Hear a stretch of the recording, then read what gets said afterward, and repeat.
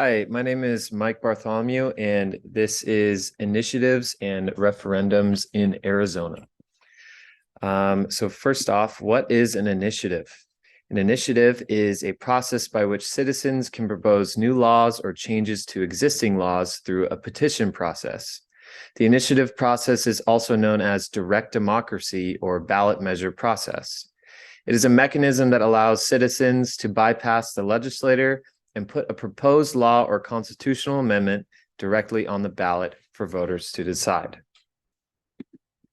Now, what is a referendum? A referendum is a direct vote in which an entire electorate is asked to either accept or reject a particular proposal. This may be a constitutional amendment, a law, or a specific policy. The proposal is put to vote after being approved by a legislative body or submitted by a petition signed by a certain number of voters. Referendums are used in some countries as a way for citizens to have direct say in the laws and policies that affect them. So now knowing that, how are these two created? So as previously stated, initiatives are a process by which citizens can propose new laws or constitutional amendments. This process typically starts with a group of citizens collecting a certain number of signatures on a petition in support of the proposed law or amendment. Once the required number of signatures is collected, the proposed law or amendment is placed on the ballot for a vote. Now, referendums, on the other hand, just as we also stated, they are a process by which citizens can vote on laws or constitutional amendments that have already been put into place by a legislative body or government.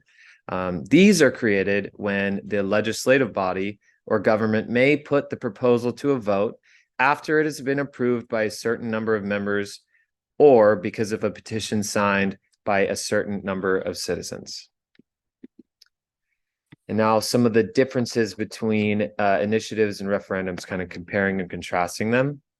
The main purpose of an initiative is to allow citizens to propose new laws or constitutional amendments, whereas the main purpose of a referendum is to allow citizens to vote on laws or constitutional amendments that have already been proposed by a governing body, a legislative body of government.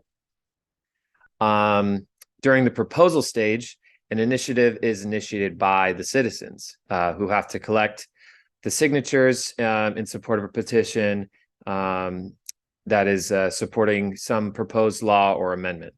Once that required number of signatures is collected, the proposed law or amendment is placed on the ballot for a vote.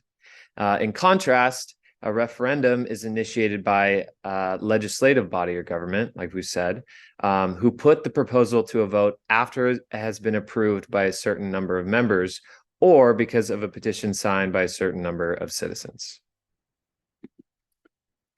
Some pros and cons of initiatives. So initiatives can have both positive and negative effects. Some pros are that they bring attention to important issues that may not have been addressed otherwise. They can lead to positive change by encouraging individuals, organizations, and governments to take action. They can foster community involvement and engagement, and they can lead to increased funding for specific causes or programs. And some of the cons or negatives that come with initiatives, they can be costly to implement and maintain. They may not address the root causes of a problem and therefore may not be suitable in the long term. They may not be effective if not well designed or implemented, or they may divert resources and attention away from other important issues.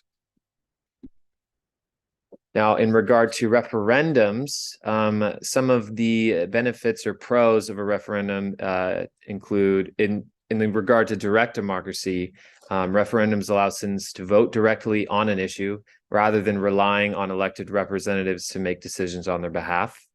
They increase citizen engagement, and they also can provide clarity on contentious issues by allowing citizens to express their views directly. Some of the cons of referendums include limited information. Some citizens may not have access to all the information that they may need to make an informed decision in a referendum. Another one would be simplification. Referendums can simplify complex issues, which may not be suitable to be reduced to just a yes or no vote. The cost of holding one is quite costly, both in terms of money and resources. There also might be some voter apathy involved. It might be higher in a referendum since the subject is not as pressing as elections. And then sometimes it can seem as non-binding. In some countries, the results of a referendum may not be binding on the government, which could lead to a disconnect between the public's will and the government's actions.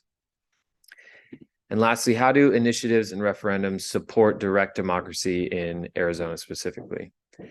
Initiatives and referendums in Arizona support direct democracy by allowing citizens to propose and vote on laws and constitutional amendments directly, rather than relying solely on elected representatives to make decisions on their behalf.